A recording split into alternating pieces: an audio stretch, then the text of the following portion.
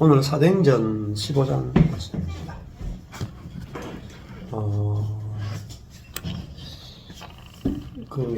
조금 전에 권사님도 간증하셨는데, 심판이 뭐고, 또 복이 뭐냐, 구원이란 뭐냐. 심판은 이제 버려두심이라고 그랬죠. 로마서에 보면 버려두심이다. 구원이란 뭐냐면은, 이제 버려두는 게 아니고, 하나님이 통치해 주심이에요, 통치. 그러니까 복음이란 뭐냐. 근데 제가 요즘 이제 내년에 좀 성경 전체 통독을 위해서 책을 좀 준비하고 있거든요. 어차피 서울 세미나도 그렇고. 그 복음의 핵심은 하나님 나라예요. 하나님 나라. 근데 그 하나님 나라가 예수 그리스도의 죽음과 부활과 승천과 성령 보내심을 통해서 이 땅에 이루어지는 하나님의 통치. 이게 복음의 핵심이라고 볼 수 있어요. 그래서 우리가 그냥 예수 믿고 죽어서 천당 간다 라는 것이 왜 문제가 되냐면은 하나님의 통치가 없어져 버리거든요. 그냥 내가 죽어서 천당 간다만 있지, 예수 그리스도의 죽음과 부활과 승천과 성령 강림을 통한, 성령 강림이라 하는 게 뭐냐면 이 땅에서 내 존재 안에서 하나님의 통치, 하나님의 나라가 이루어지는 것을 복음이라고 한다는 겁니다. 사도행전은 성령 강림 사건이라는 것은 뭐냐면은 이 땅에 실제적으로 하나님의 나라가, 천국이 왔다라는 거거든요. 천국은 이 땅에 임하는 거예요. 이 포인트가 이 땅입니다. 땅. 이 땅에 천국이 임하는 거예요. 근데 이제 우리가 기존에 갖고 있었던 어떤 복음의 개념은 용서받고 죄사함받고 죽어서 천국 간다. 그러면 그게 뭐가 없느냐면 이 땅이 없어요. 땅이. 이 땅을 포기하는 거죠. 그러니까 죄 많은 이 세상 이렇게만 있게 되는 거죠. 그게 아니에요. 이 땅에 죄가 없는 하나님의 나라가 임했단 말이에요. 의로운 하나님의 나라, 평강의 나라, 하나님이 돌봐주시는 나라, 하나님이 함께 하시는 나라. 그건 뭐냐면 예수님의 이름이 처음에 마태복음 보면 임마누엘 그랬죠. 임마누엘. 하나님 우리와 함께 하신다. 마태복음 끝에 보면은 세상 끝날까지 너희와 항상 함께 있으리라. 그 임마누엘 함께 한다. 이게 뭐예요? 이 땅에 하나님이 내려오셨다는 말입니다. 구약에도 보면은 성막이 뭐냐? 하나님이 이 땅에 내려오심이에요. 에덴이 뭐냐? 에덴도 하나님이 이 땅에 내려오심이고, 성전도 하나님이 이 땅에 내려오심이고, 예수님도 이 땅에 내려오셨고, 성령도 이 땅에 내려온단 말입니다.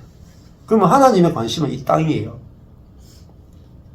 근데 하나님 나라, 천국론이 잘못되어 있단 말입니다.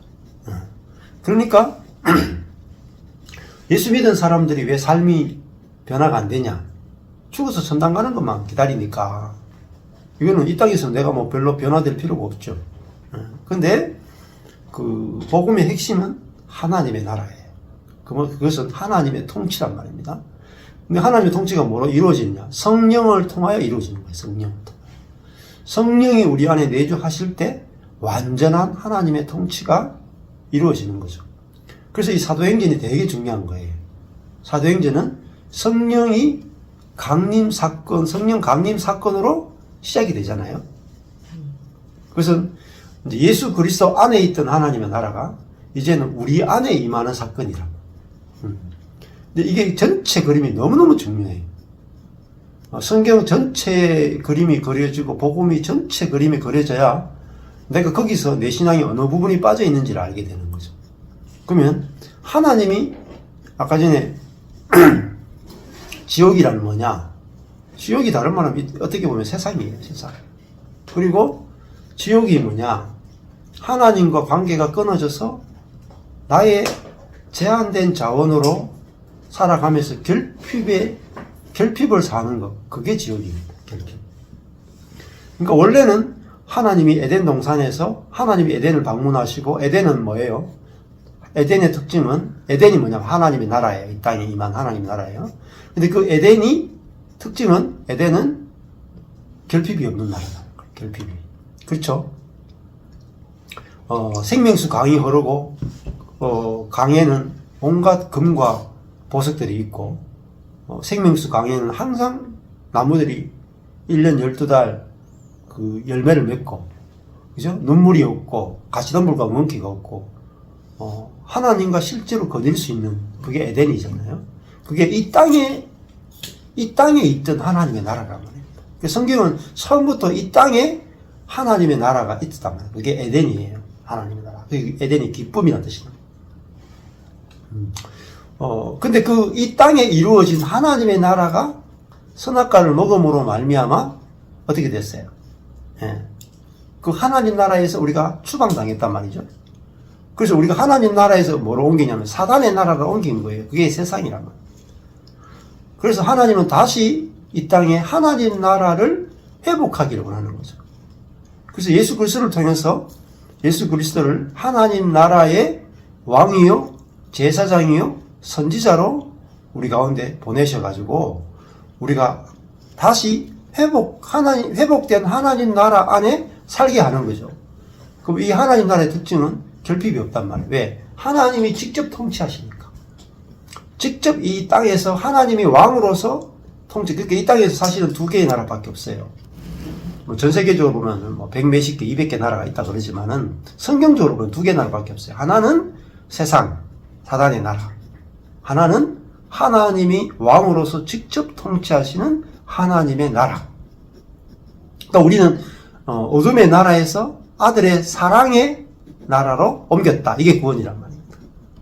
그러니까 나라를 옮긴 게 구원이라. 그러니까 나라를 옮겼다는 게 뭐겠어요? 내가 어떻게 해야 되는 게 아니에요. 예를 들어 내가 북한에서 남한으로 옮기는 게 구원이래.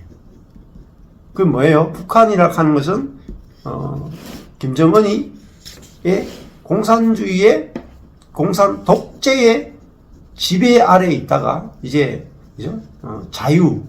민주주의의 통치로 옮기는 거잖아요. 그러면 통치가 바뀌니까 어때요? 저절로 내 삶이 바뀌죠. 그렇잖아요. 내가 뭐 해서 바뀌는 게 아니라 나라의 시스템이 다른 거예요. 시스템이. 통치의 방식이 다르죠. 그 세상은 사단이 군림하고 지배하죠. 착취하죠. 속이죠. 그런 나라였잖아요. 그런데 하나님 나라 오니까 하나님이 우리를 섬기시죠. 우리를 받아주시죠. 그리고 우리의 발을 씻기시죠. 우리의 죄를 씻어주시죠. 우리에게 무한정 당신의 생명과 사랑을 공급하시죠.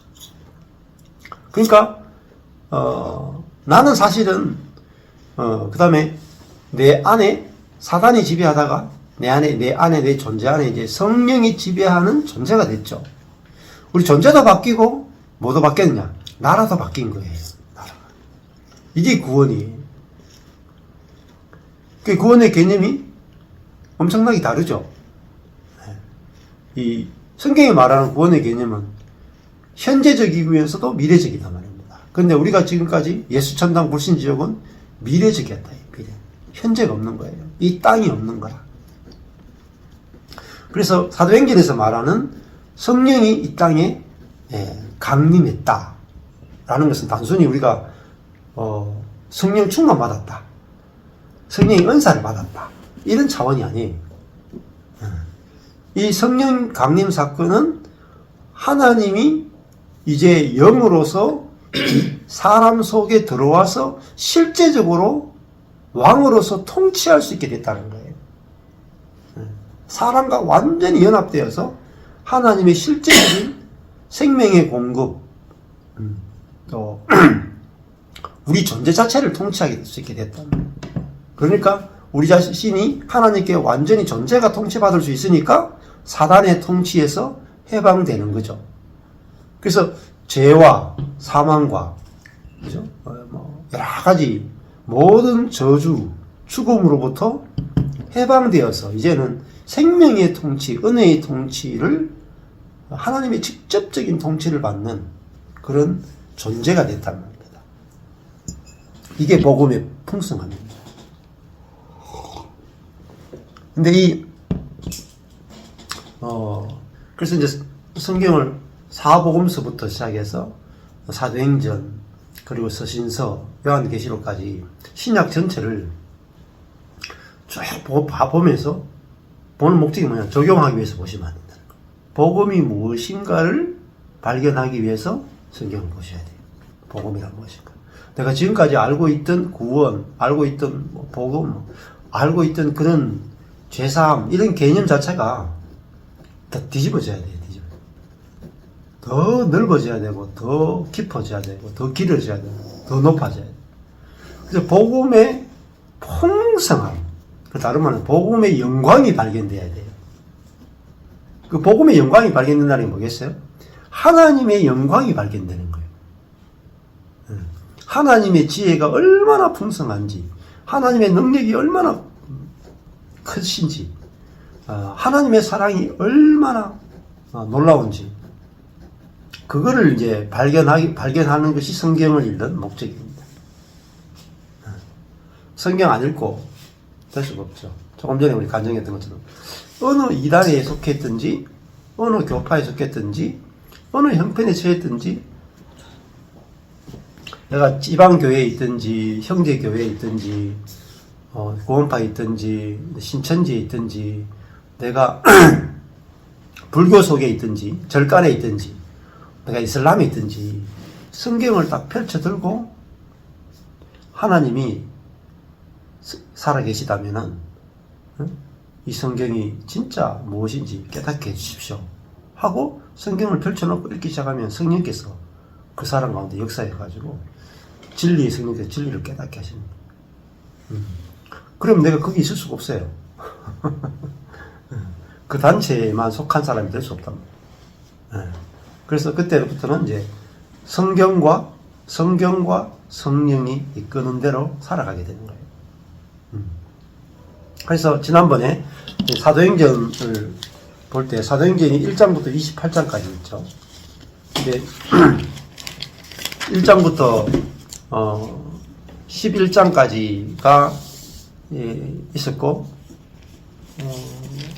그 1장부터 12장까지가 이제 그 예루살렘이잖아요. 예루살렘과 유대 또 사마리아까지 복음이 증거되는 그런 내용이고, 13장부터 이제 끝에까지가 이제 선교 여행이 시작되죠. 그래서 13장, 14장이 1차 선교 여행이에요. 그리고 15장부터가 2차 선교 여행이거든요. 그래서 보통 보면 첫 번째가 2장이에요. 1차 선교 여행 2장, 13, 14. 2차 선교 여행 15, 16, 17. 그리고 3차 선교 여행이 13, 14, 15, 16, 17, 그 다음에 18, 19, 20, 21 이렇게 하면 이제 3차 선교예요. 이 2장, 4장, 4장이네요. 그 다음에 5장, 그 다음에 5장이 4차 선교예요. 이렇게 돼요. 순수가. 그렇게 기억하시면 쉽습니다. 정확한 건 아니지만은 거의 좀 비슷하게 맞아요. 그래서 바울의 1차, 2차, 3차, 4차 선교여행이 13장부터 그 사도행전 끝까지 진행된다. 이렇게 보시면 되죠. 그래서 1차 선교여행 때 13장, 14장이었죠. 그때 또 선교여행의 시작은 뭐죠? 성령이 시작하시죠. 성령이 안디옥 교회, 시리아의 안디옥 교회에서 바나바와 바울을 따로 세워서 내가 불러 시키는 일을 위해서 따로 세우라. 이렇게 되죠. 시작이 성령이 시작하시잖아요. 이게 되게 중요해요. 패러다임이. 내가 이렇게 사역할 테니까 성령이 도와주세요. 대부분 이렇게 하거든요. 우리가 먼저 시작하죠. 그 성령이 뒤따라오는 거예요. 그러니까 뭐예요? 기도해야 돼요. 이 사람들은. 내가 먼저 하니까 성령이 도와주세요 하고 내가 매달리는 거예요. 그러니까 막 어떤 집회를 하든지 어떤 사역을 하든지 내가 다 정해놔요. 이렇게 사역하겠다 다 정해놓고 성령님 도와주세요. 안 도와주면 안 되니까 기도하고 준비한단 말입니다. 근데 성령이 먼저 시작하시잖아요. 성령이 바나바와 바울을 따로 세워라. 내가 이들을 통해서 할 일이 있다. 그럼 세우고 이제 이들이 이제 선교여행을 떠나게 되잖아요. 그러니까 성령이 먼저 시작하니까 성령이 이들을 이끌고 성령이 원하시니까 성령이 나타나신단 말입니다. 그죠? 성령이 나타나니까 역사가 나타나죠, 계속.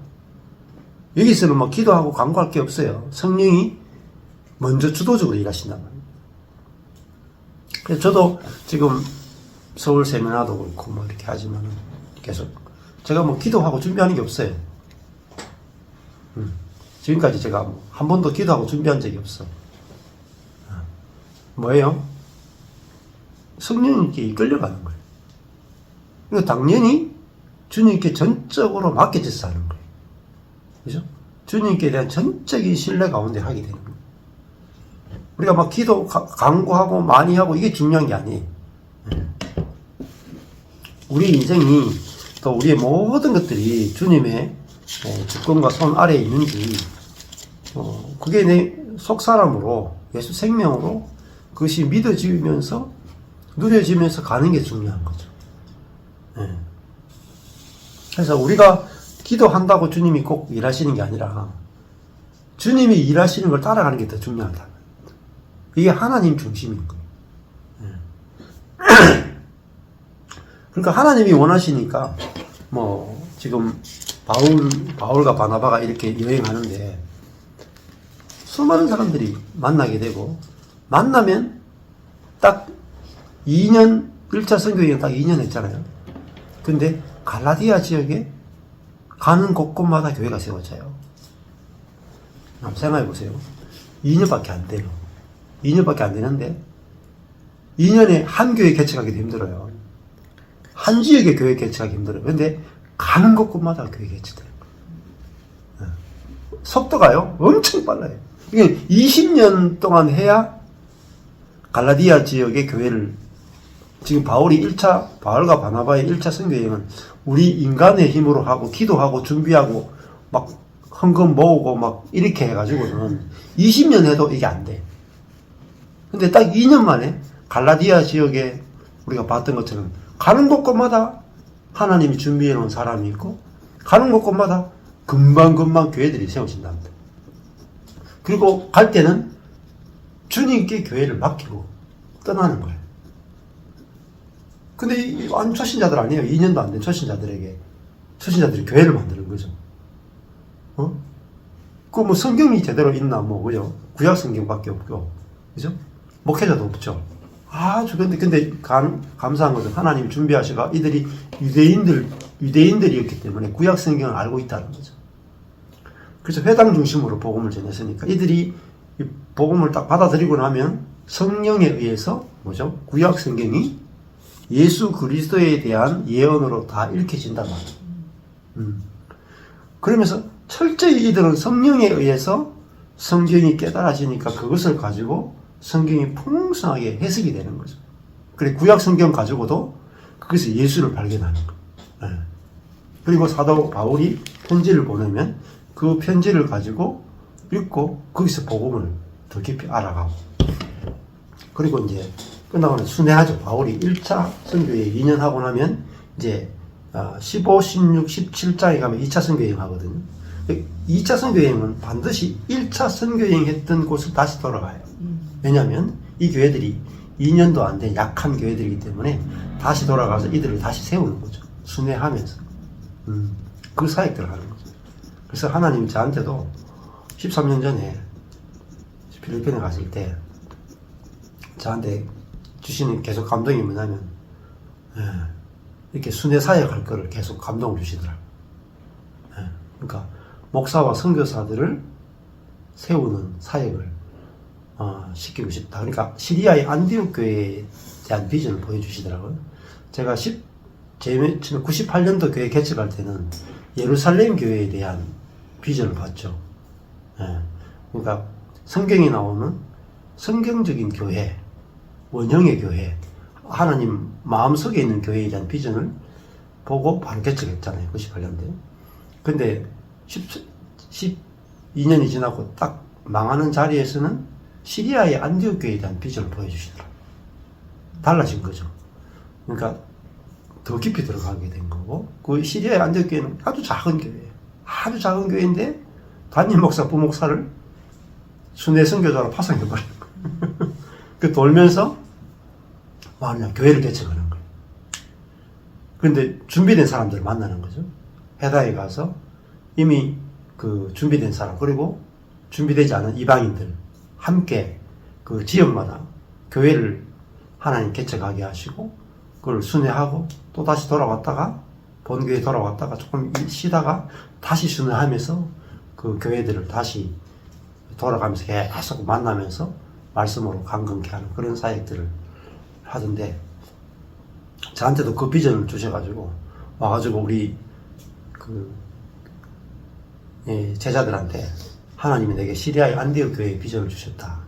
그러니까 여러분들이 교회에 이렇게 분립해서 나가지 말고 여기 있어라. 있으면은 내가 순회하면서 사역하겠다. 여러분들 이 교회에서 사역하면 좋겠다. 이렇게 하니까 안 믿더라고요. 그러니까 다 나갔죠. 다 나가버리고. 그렇지만은 뭐 하나님이 저기 그 마음을 주시고, 그 다음에 나가는 그때 하나님이 시킨 게 뭐냐면 목회자들하고 사모님들 성경 공부를 시키더라고요. 그러니까 뭐 처음부터 하나님이 목회자, 또 사모님, 또 선교사 이런 분들을 이제, 그러니까 그거는 다른 말로 하면 교회 사역이잖아요. 교회 단위로 사역하는 거죠. 지역별로 하는 거죠. 그래서 이제 그 사역들을 계속 시키시고 그런 일들을 하게 하시더라고요. 지금도 하나님이 계속 이끌고 가시는 것은 그런 것 같더라고요. 왜 이제 뭐 이렇게 한 대구 지역에 있는 성도들만 다 몰려오면 얼마나 좋겠어요. 그죠? 근데 그게 아니고 온 사방 팔방이 좋아해요. 뭐 캐나다, 영국, 뉴질랜드 뭐 얼마나 멀리 떨어져 있어요. 뉴욕, 한국에도 막 다 인천, 순천 이런 다 왜 이렇게 다 떨어진 사람들 만나느냐. 그게 이제 시리아의 안디옥 교회죠. 이거는 자기 교회를 건축하는 게 아니라 온 땅에 흩어져 있는 지역마다 이제 교회를 건축하는 거죠. 그리고 바울은 돌아다니면서 이게 내 교회라는 개념이 없어요. 이제 우주적인 교회를 순회하면서 이제 건축이 되는 거죠.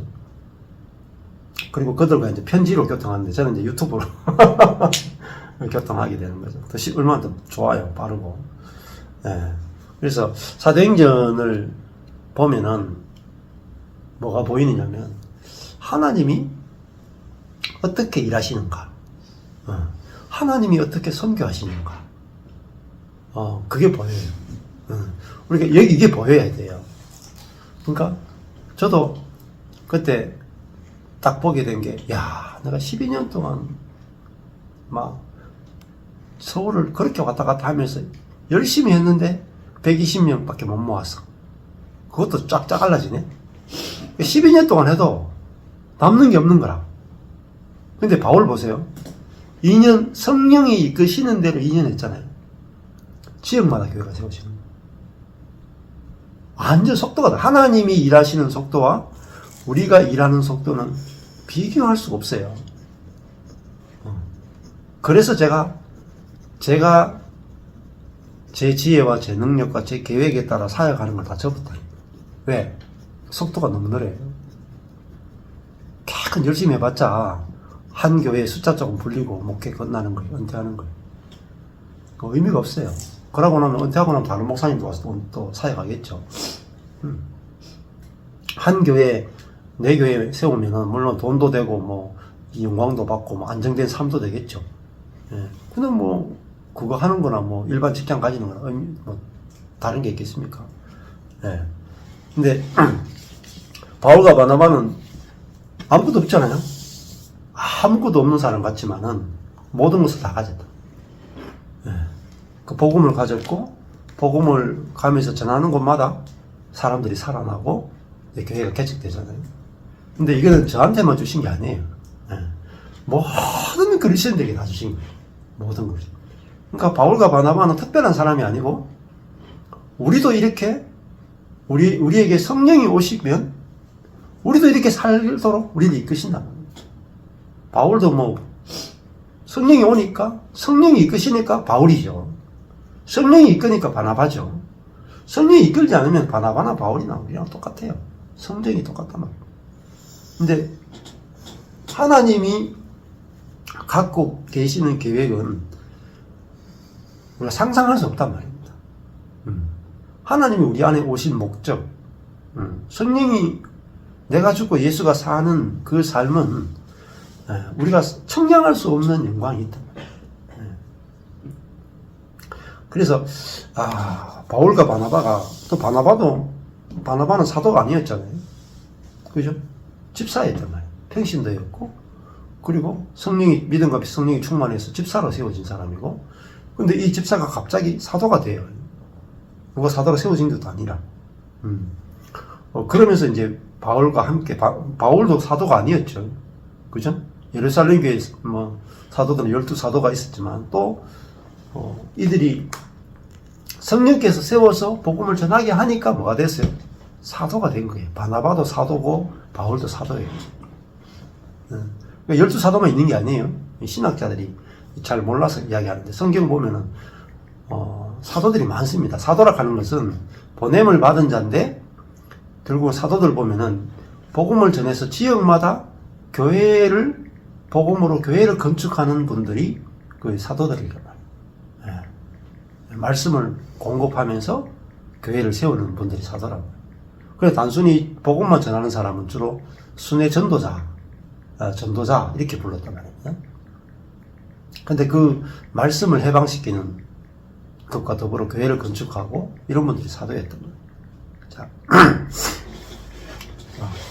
그래서 15장부터는 이제 2차 선교 여행이다. 이렇게 보시면 되고, 이런 사도행전 전체를 보는 관점이 필요한데, 사도행전이 왜 중요하냐면은, 신약에서 제일 중요한 역사서는, 신약 전체의 역사를 연결하려면은, 사복음서하고 사도행전만 보면 신약 전체 역사가 다 연결이 돼요. 나머지는 전부 다 편지예요, 편지. 그래서, 누가복음을 누가가 썼고, 사도행전은 누가가 썼잖아요. 그래서 누가가 사복음서와 사도행전을 같이 쓴 유일한 사람이에요. 그러니까 누가는 뭐냐면 신약의 역사를 다 기록한 사람이에요. 그죠? 그래서 신약의 역사를 먼저 여러분 뚫으셔야 돼요. 성경을 연구할 때에 성경을 통독 어느 것부터 하면 좋으냐? 제일 좋은 건요, 누가복음, 사도행전을 먼저 뚫으십시오. 누가복음과 사도행전만 통독해서 여러 번 읽으시면 신약의 역사가 다 뚫어져요. 근데 그냥 역사만 뚫는 게 아니라 누가복음과 사도행전을 읽으면 이제 예수님과 성령이 연결되고 제자가 연결되고 교회가 연결돼요. 그리고 하나님이 어떻게 일하시는가가 다 드러나거든요. 그래서 누가복음과 사도행전이 통해서 신약의 역사가 쫙 뚫어지고 나면 그 다음에 다른 복음서나 서신서나 요한계시록을 읽으면 굉장히 쉬워져요. 그럼 굉장히 개념이 딱 잡힌단 말입니다. 이걸 역사의 고속도로라고 해요. 역사의 고속도로. 누가복음과 사도행전을 딱 이게 역사의 고속도로. 고속도로 주변에 보면 휴게소가 있죠. 휴게소들이 뭐냐? 전부 다 서신서들이.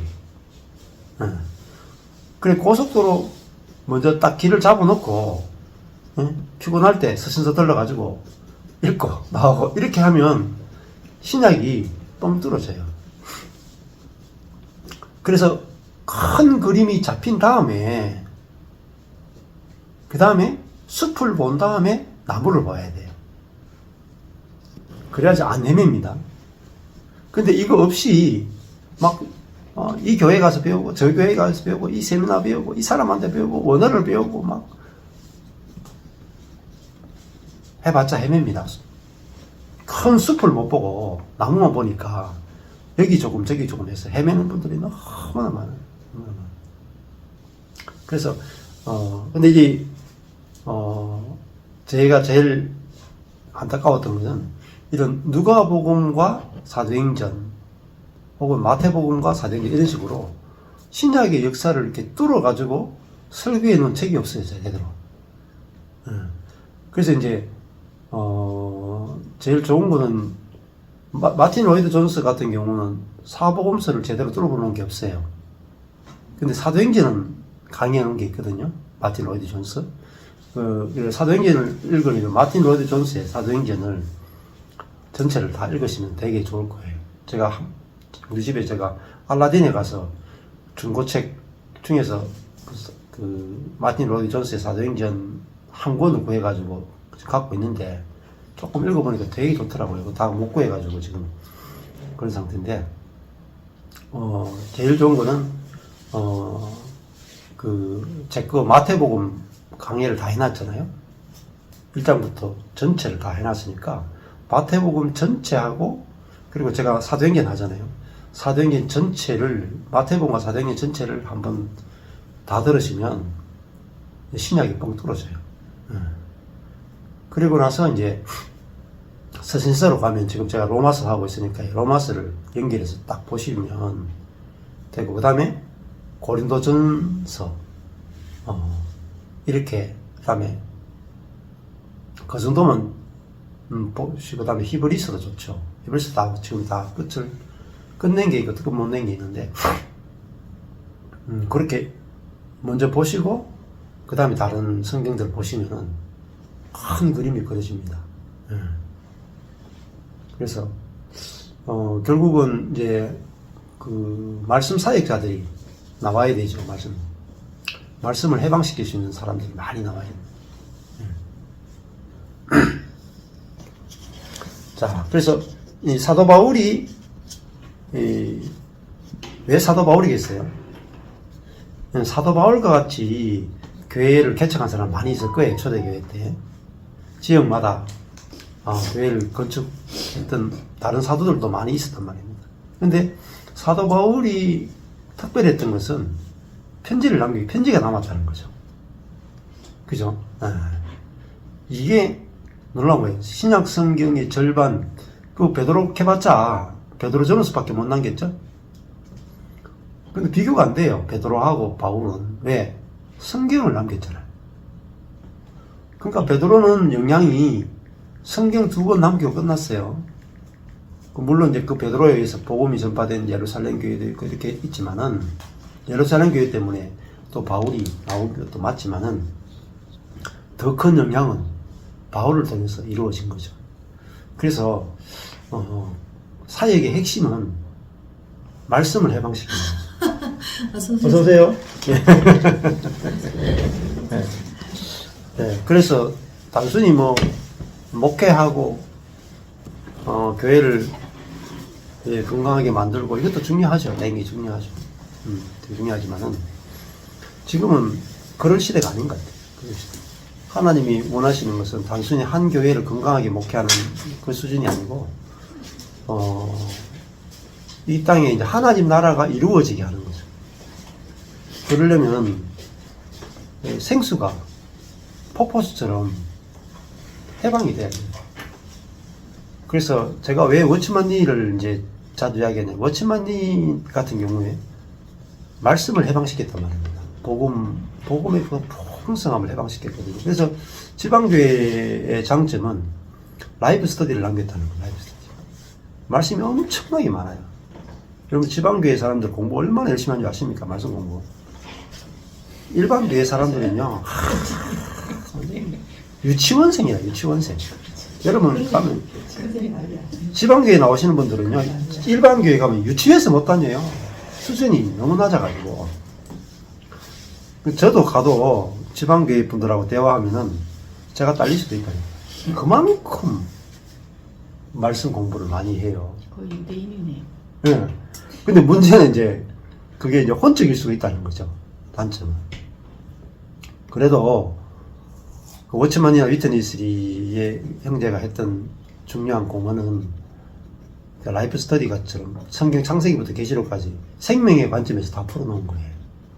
그러다 보니까 율법적이기도 하고 세대주의적인 부분도 들어있고 그런 부분들이 아쉬운 부분들이 있어요. 그리고 너무 말씀이 많이 해방되니까 다른 교회를 무시하고 우리만 생명이고 다른 교회는 종교다 이렇게 해서 그걸 이렇게 구획을 나누는 것은 굉장히 실수예요.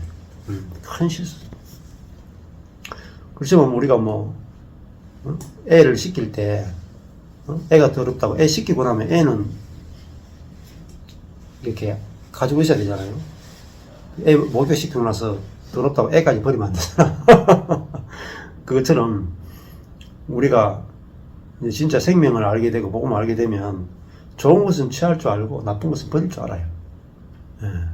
그럼 우리 교단이라고 뭐 다 좋은 것만 있습니까? 그렇지 않잖아요. 그래서 우리가 어떤 단체건 어떤 곳이건 또 좋은 게 있단 말입니다. 생명 안에 좋은 것은 취하고 나쁜 것은 이렇게 구별해서 버릴 줄 아는 게 더 중요한 거죠. 예. 자,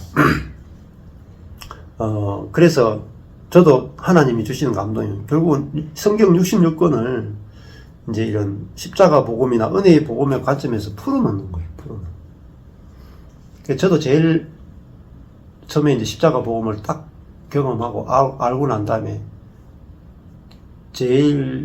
뭐가 제일 찾게 됐냐면은 성경 한 권 한 권을 은혜의 복음, 십자가의 복음, 그리스도 중심, 하나님 중심으로 막 풍성하게 풀어놓은 그게 제일 찾게 되더라고요. 근데 그게 많이 없어요. 그 찾다 보면 어디 가냐? 지방교회 가게 돼 있어요. 왜?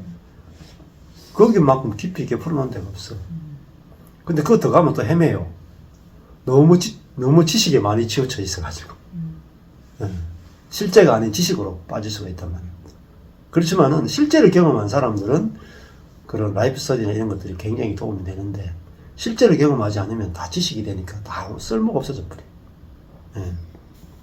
그래서 이거를 진짜 100% 은혜의 관점에서 100% 생명의 관점에서 또 십자가와 그 부활의 관점에서 마음껏 이야기하고 마음껏 대화하고 마음껏 나눌 수 있는 그 단체나 공간이 필요해요. 그래서 제가 이제 유튜브를 하게 된 것이 제가 한 권 한 권마다 이렇게 풀어놓으면은 거기 들어와서 마음껏 토론하고 마음껏 질문하고 마음껏 나눌 수 있는 그 신학교 개념으로 제가 유튜브를 하게 된 거예요. 어디 질문할 데가 없어요. 내가 성경의 어느 부분이 복음의 관점에서 궁금한데 질문하고 싶은데 질문할 때도 없고 대답해 주는 사람도 없어. 그만큼 답답한 게 없어요. 그래서 제가 이제 유튜브 하게 된 것이 성경 각 권마다 하는 이유가 성경의 어느 부분이 나는 참 어려운데 잘 모르겠다. 그러면 그 성경 한 권을 찾아 들어오면 되는 거예요. 찾아 들어와서 그 부분을 해석을 다 해놨잖아요, 제가. 거기 들어와서 해석을 듣는 거죠. 그럼 이 해석이 옳은지 그른지 자기가 들어보고 성령님께 물어보고 자기가 또 깨닫게 된 걸 저한테 또 이렇게 쓰면 같이 또 대화를 나누고 또 다른 분들이 와서 거기서 또 대화를 나누고 그래서 이렇게 소통형 신학교를 만든 거죠. 유튜브가 소통할 수 있는 신학교. 이게 이제 아주 적시적시 가능한 거예요. 근데 일반 신학교 가면요, 교수님도 교수님한테 물을 수도 없고 한 교수님한테 이야기하면 그 교수님 의견만 들을 수 있잖아요. 되게 답답한 거예요. 일반 성도들은 신학교 교수 만날 수도 없고. 그래서 정말 전 세계에 있는 그리스도인들이 실시간 적시적시 말씀 로마서 가면 로마서 말씀 가지고 함께 적시적시 소통할 수 있는 그게 이제 필요한 거죠. 그래서 이제 제가 이 유튜브를 하게 됐는데 앞으로 이제 한국어가 적시 영어로 적시 통역될 수 있는 게 되잖아요. 앞으로 유튜브가 점점 발전하니까 몇 년 안에 아마 다 될 거예요. 그러면 같이 이제 소통할 수 있는 길이 열리는 거죠. 예. 그게 뭐냐면은 사도행전이에요, 사도행전. 제가 사도행전을 읽으면서 하나님 주신 감동이 그거예요. 와, 바울이 1차, 2차, 3차, 4차 전쟁 2년, 3년, 4년, 5년이에요. 몇 년이에요, 그러면? 예? 9년, 14년인가 그렇죠? 14년 안에 4차 전쟁이 끝난다고요. 그럼 어떻게 보면은 제 첫 번째 목회 정도 시간밖에 안 돼요. 엄청 빠르죠? 아시아 지역, 유럽 지역, 로마까지 가서 복음을 전하는데 15년밖에 안 걸렸단 말입니다. 그리고 각 지역마다 교회가 생겼다. 그곳마다 썼던 편지가 다 성경이 되잖아요. 얼마나 빨라요. 지역마다 교회가 생기고, 엄청나게 빠른 속도로 아시아와 유럽에 교회가 세워지고, 그들에게 썼던 편지가 다 성경이 되고, 하나님이 일하는 속도는 15년 만에 로마까지 복음이 전거되는 거잖아요. 교회가 거기서 개축되고. 그러니까, 인간이 사역하는 우리의 계획과 우리의 지혜대로 사역하고 살아가는 것과 하나님 일하시는 속도가 너무 차이 나는 거예요. 저는 요즘 더 느끼거든요.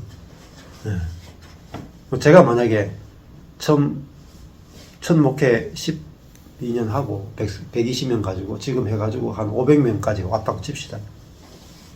우리 교회에 성도 500명밖에 안 돼요. 그것밖에 안 돼요. 이 경산을 못 넘어간다니까요. 복음이. 근데 하나님이 망하게 하시고 흩으시고 하나님이 사람을 보내시고 하나님이 사역의 방법도 정하시고 길도 정하시고 다 하시잖아요. 훨씬 속도가 빨라요. 놀면서도 빠르다니까. 놀면서. 그 제가 몇 년 동안 낚시만 했다 그러잖아요. 몇 년 동안 낚시만 해도 빠르다니까요. 제가 막 발에 땀나도록 서울 다닐 때보다 카자흐스탄 갔다 오고 막 대만 갔다 오고 막 이렇게 할 때보다 낚시할 때가 복음 전하는 속도가 더 빠른 거예요. 이게 열리는 게 중요한 거예요. 예, 말씀 사도행전을 봐야 하나님이 어떻게 사역하시고 하나님 어떻게 하나님 나라를 확장하시는가 그게 열리는 거예요. 예. 그래서 사도행전이 딱 열리니까 하나님이 이렇게 사역하시는구나. 이렇게 하나님 나라를 확장하시는구나. 하나님이 사람을 이렇게 쓰시는구나. 이렇게 보이고 나니까 바울이 다메섹에서